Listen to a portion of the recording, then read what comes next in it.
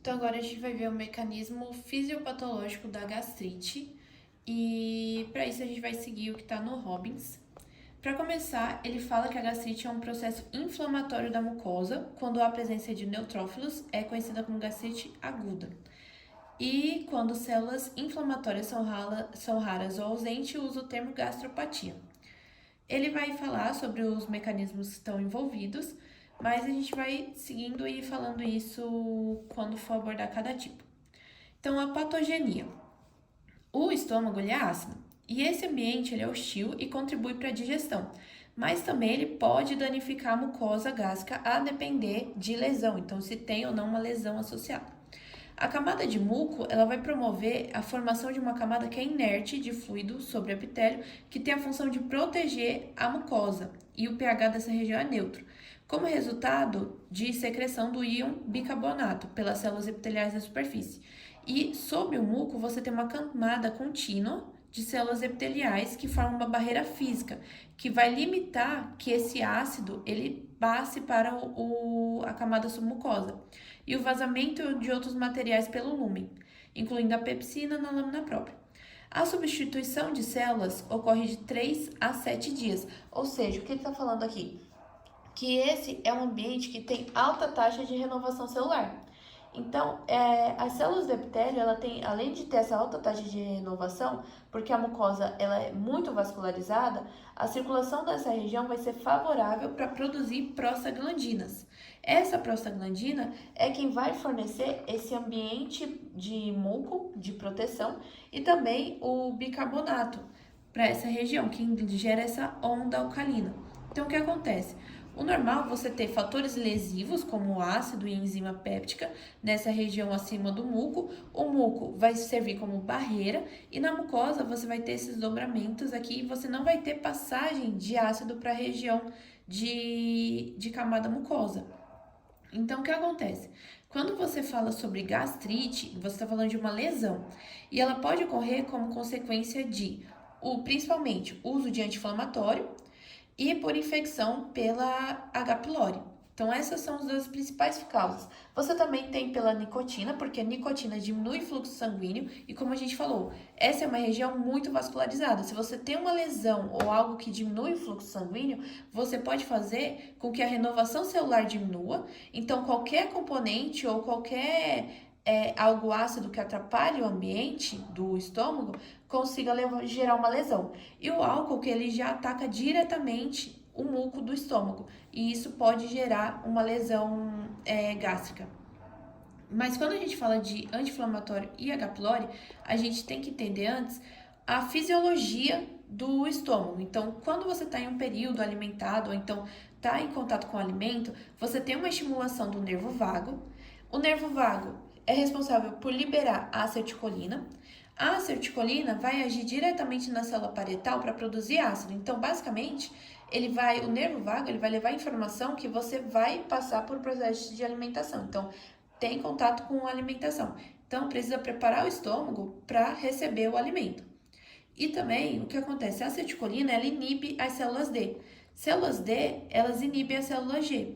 Então, quando você tem célula D sendo inibida, você tem produção de célula G, que aumenta a gastrina, que age na célula parietal e mais formação de ácido. Então, todo esse mecanismo aqui de fisiológico, ele está envolvido no processo do estômago. Então, em questão de acidez estomacal por conta da alimentação. Então, quando você está em contato com o alimento, é esse mecanismo que age para que esse alimento caia no estômago e tenha ação dos ácidos no estômago.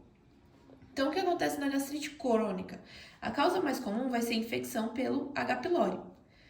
E na gastrite autoimune, a causa mais comum vai ser a gastrite atrófica difusa. Mas ela é um caso muito pequeno de gastrite crônica, de gastrite autoimune. Mas a forma mais comum da gastrite crônica vai ser em pacientes por infecção por H. pylori. E na gastrite autoimune, ela é a causa mais comum quando a pessoa fala em gastrite crônica sem ter infecção por H. pylori. Qual a patogenia? A infecção por H. pylori, ela vem mais predominantemente na região antral do estômago e vai ter produção, pode estar normal ou elevada de ácido. Então, vamos falar do primeiro tipo de gastrite crônica, que é quando o H. pylori ele age no antro. Quando esse H. pylori ele entrar no antro, O que acontece com o H. pylori? O H. pylori, ele destrói parede do estômago. E aí o que acontece? Ele afeta a região gástrica e causa aquela sensação de queimação na pessoa. Então, e o H. pylori, ele coloniza as células que fazem secreção de muco. E como ele sobrevive no estômago? Pela produção de urease. Essa urease faz com que ele tampone a acidez do ambiente e aí ele consiga sobreviver mesmo num ambiente tão ácido como é o estômago. Então, o H. pylori, ele vai agir no antro e vai gerar uma lesão. Essa lesão forma um processo inflamatório crônico ativo. Esse processo inflamatório crônico vai destruir células D. Então, quando ele destrói células D, as células D é quem produz somatostatina. Essa somatostatina é responsável por inibir célula G. Se você tem uma produção diminuída de somatostatina, você tem diminuição da inibição de célula G. Então, aqui a célula G não está sendo inibida. Então, você tem célula G aumentada. Se você aumenta a célula G, você aumenta a gastrina. A gastrina ela leva ao aumento de ácido, e esse ácido, como a lesão foi na região antral, que é a região mais abaixo do estômago, nessa região esse ácido vai ser liberado no duodeno. E aí, por um processo que é um processo crônico, ele gera a úlcera duodenal. Então, quando você pensa em úlcera duodenal, você pensa nesse H. pylori agindo no antro, fazendo com que tenha uma maior produção de gastrina, que vai aumentar o ácido do estômago, fazendo com que a pessoa ela tenha úlcera duodenal. Então, a úlcera duodenal ela já está mais ligada à região antral, quando você fala da região do antro. Outra região que esse H. pylori pode se alojar vai ser na região de corpo do estômago, então na região mais superior do estômago. E o que acontece? Ele vai inibir as células parietais. E essas células parietais são as células produtoras de ácido. Então, vai ter uma questão de menos ácido no estômago. E essa diminuição de ácido gera a úlcera gástrica.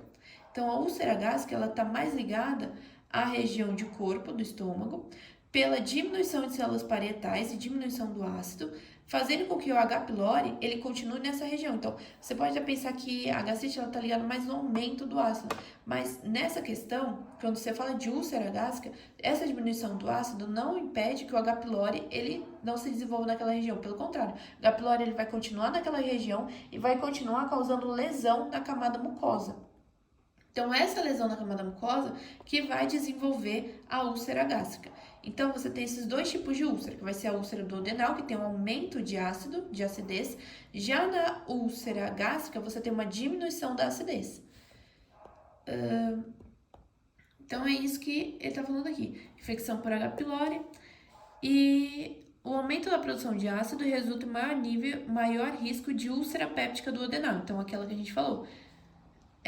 De questão de aumento de gastrina, questão de produção de ácido, que gera essa úlcera péptica duodenal, porque esse ácido que está em excesso vai para o duodeno e vai causar em um processo crônico essa úlcera. Ela pode também desenvolver no corpo e no fundo. Essa gastrite é a gastrite atrófica multifocal, que está associada a placas de atrofia de mucosa. Então, vai reduzir massa parietal, em diminuição de ácido e pode gerar metaplasia intestinal e aumento do risco para adenocarcinoma gástrico.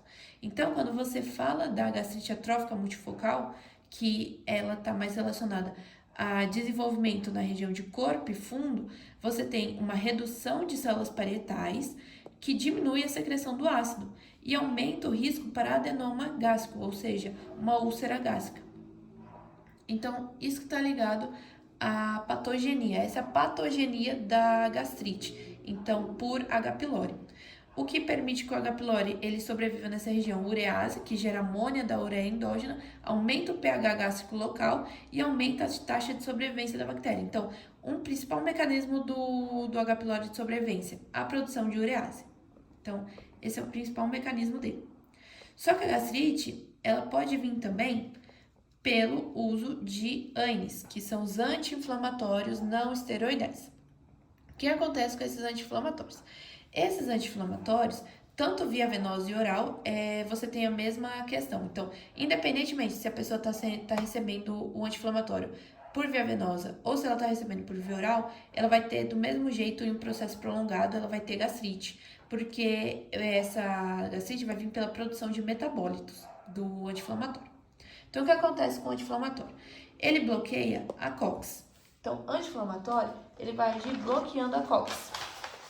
Essa COX, ela está relacionada com a produção das prostaglandinas.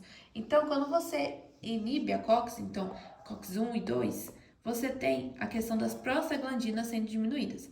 E o que acontece? Você diminui a circulação do local. Lembra que a gente falou que é importante a circulação no estômago, porque ela mexe na taxa de renovação celular? Então, se a circulação no estômago diminuiu, você tem uma menor taxa de renovação celular. Então, a taxa que era de 3 a 7 dias, ela vai aumentar. Então, se a pessoa ela tem uma lesão devido ao ácido do estômago, no muco, ela vai ter uma taxa de renovação celular diminuída, fazendo com que gere lesão. Então, aumenta o ácido e tem uma diminuição de muco e bicarbonato. E isso causa o aumento do ácido nessa região. Então, o que acontece?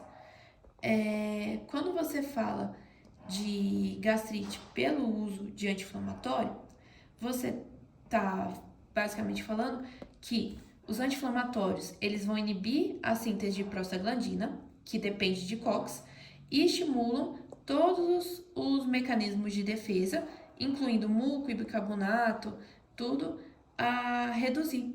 Então, vai ter redução da secreção de ácido.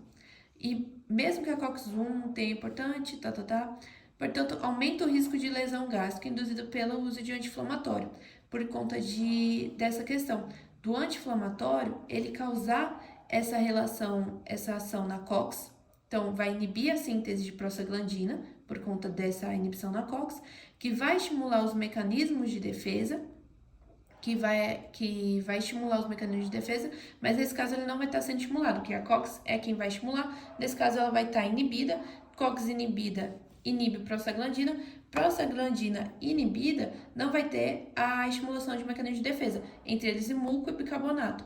E o que acontece? A secreção de ácido, ela vai fazer com que isso aconteça mais lesão. Então, esse ácido do estômago, ele pode ocasionar a lesão na região daqui, porque você vai ter o fator lesivo, que é a acidez aqui, predominando, já que você vai ter menos muco, menos bicarbonato e a circulação ela vai ficar diminuída. Então, isso gera a gastrite, que vai ser a úlcera no estômago. E o que acontece? Para a gente retomar agora pelo H. pylori. Quando a pessoa foi infectada pelo H. pylori, ela vai gerar uma gastrite aguda. Essa gastrite aguda pode se tornar crônica. Quando você tem aumento de ácido, é uma úlcera duodenal. Quando você tem diminuição do ácido, é uma úlcera gástrica. Então, isso gera o câncer gástrico, adenocarcinoma gástrico.